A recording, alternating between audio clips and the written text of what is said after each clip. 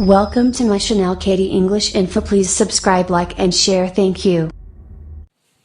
Hello guys, this is Kushil Ansari from Katie English Info. Guys, today I'm gonna teach you the voice of present continuous tense. But guys, you know it very well that in my previous video I taught you the voice of past indefinite tense, but again I'm here with the voice of present continuous tense. So first and foremost, let me explain the definition of present continuous tense. Guys, I have already taught this, explained this, but again I am telling you. दोस्तों, मैं इसका definition बता दे रहा हूं, मैं पहले बता चुका हूं। ये बतलाता है कि present continuous tense shows the action is going on at the time of speaking. दोस्तों, ये बताता है कि प्रेजेंट जो कॉन्टिन्यूअस टेंस है उसकी एक्शन चल रही है जिस समय हम बोल रहे होते हैं। दोस्तों, मैंने क्या बताया कि जिस समय हम बोलते हैं उस समय इसकी काम चल रही होती है। जैसे एग्जाम्पल है हमारा कि मैं बैठा हूं, तो दोस्तों जिस समय मैं बोल रहा हूं उस समय मैं बैठा भी हूं, तो हमारा सेंटेंस होगा आई एम सेटिंग। आइए अब आपको ध्यान देना है कि आपको किन बातों को ध्यान रखना है इसे प्रेजेंट कॉन्टिन्यूअस को पैसिव में चेंज करने के लिए। तो दोस्तों, आपको मात्र दो चीजों का ध्यान रखना है आपको पैसिव में चेंज करने के लिए। वो क्या क्या है, आइए मैं वन बाय वन करके एक्सप्लेन करता हूं। सबसे पहला पॉइंट, अगर एक्टिव वॉइस में जो क्रिया है अगर बिफोर हो तो उसको पैसिव में चेंज करने के लिए हमारा स्ट्रक्चर होगा is oblique am oblique are plus being plus V3 plus by plus object. मैंने दो बता दिया है। अब ध्यान देंगे, यहां से अब मैं कुछ एग्जाम्पल ले लेता हूं। दोस्तों, एक सेंटेंस में लेता हूं, जैसे मैं एक अच्छे समय का इंतजार कर रहा हूं, मुझे एक अच्छे समय की तलाश है, मैं इंतजार कर रहा हूं, तो हमारा यहां पे सेंटेंस होगा I am looking for a good time. दोस्तों, मैंने क्या बताया, I am looking for a good time. अगर हम इसे नेगेटिव में कहेंगे तो हम इसे ऐसे कहेंगे I am not looking for a good time. में होगा am I looking for a good time. Negative interrogative में इसे हम कहेंगे am I not looking for a good time. आइए मैं चारों सेंटेंस को मैं एक बार एक्सप्लेन कर दिया मैं सारा, उसके बाद अब मैं इसका पैसिव चारों को मैं एक एक करके मैं बताता हूं। दोस्तों, मैंने बताया था कि अगर एक्टिव वॉइस का ऑब्जेक्ट मौजूद है तो उसको हमें क्या करना है, पैसिव बनाते वक्त उसको सब्जेक्ट बना देना है। तो दोस्तों, यहां पे हमारा पहला सेंटेंस था I am looking for a good time. दोस्तों, यहां पर जो है हमारा ऑब्जेक्ट कहां छुपा हुआ है, यहां पर हमारा ऑब्जेक्ट है अ गुड टाइम। इसको हमें सब्जेक्ट बना देना है। चलिए सब्जेक्ट बना देते हैं। तो हम इसे कहेंगे a good time is being looked for by me. हमारा दूसरा सेंटेंस था I am not looking for a good time. आइए देखते हैं इसका पैसिव कैसे होगा।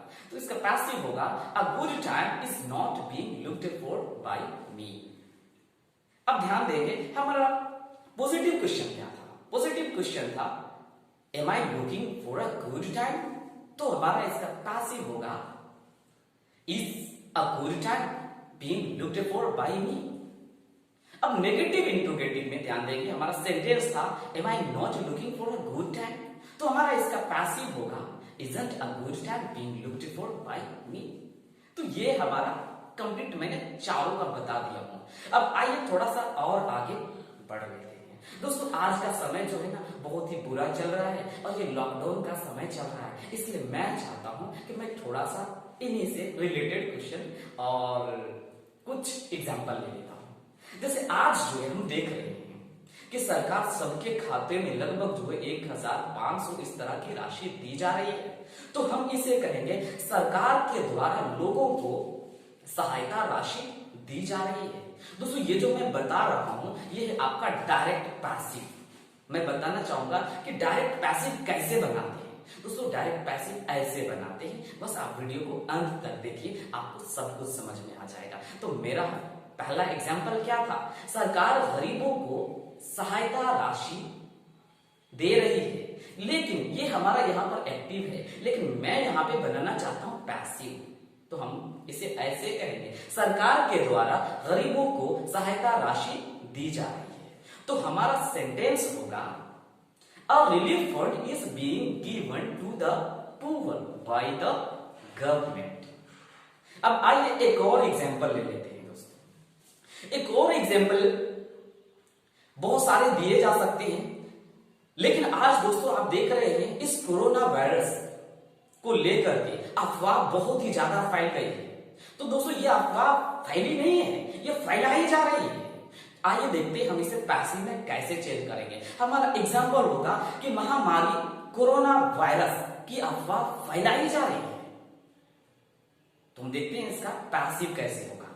तो हम कहेंगे the rumour of pandemic corona virus is being spread.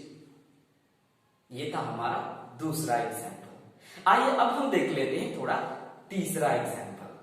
आज क्या है, सरकार के द्वारा लोगों को घरों में रहने की सलाह दी जा रही है, तो हम इसे पैसिव में चेंज करेंगे। People are being advised to stay at their homes by the government. ये था हमारा थर्ड एग्जांपल। आइए देखते हैं कभी कभी हम लोग क्या होते हैं कि फंस जाते हैं कि सर इसका पैसिव कैसे होगा, समझ में नहीं आता है। जैसे क्या है, आजकल कोई बच्चा है होमवर्क नहीं बनाता है, तो क्या है हमारा सेंटेंस इस प्रकार होगा, हम कहेंगे वह होमवर्क नहीं बनाता है इसलिए उसे डांट पड़ रही है। तो इसे पैसिव चेंज करने में लोगों को दिक्कत हो जाती है, लेकिन दोस्तों आपको दिक्कत नहीं होगा क्योंकि आप इस वीडियो को देख रहे हैं। तो हम इसे पैसिव में ऐसे चेंज करेंगे, he does not complete his homework, that's why he is being scolded। आइए एक और एग्जांपल ले लेते हैं। जैसे बहुत सारे लोग कहते हैं कि यार काम चल रहा है, तो काम चल रहा है, ठीक है काम चल रहा है, लेकिन इसी चीज को बोलने का तरीका अलग अलग होता है। कुछ लोग कहते हैं काम हो रहा है, तो दोस्तों क्या काम खुद हो सकता है? नहीं, किया जा रहा है। तो जब हम बनाएंगे कि काम हो रहा है तो हमारा पैसिव होगा the work is being done. मुझे आशा है कि आपको समझ में आ गया होगा। आइए एक और एग्जांपल ले लेते हैं।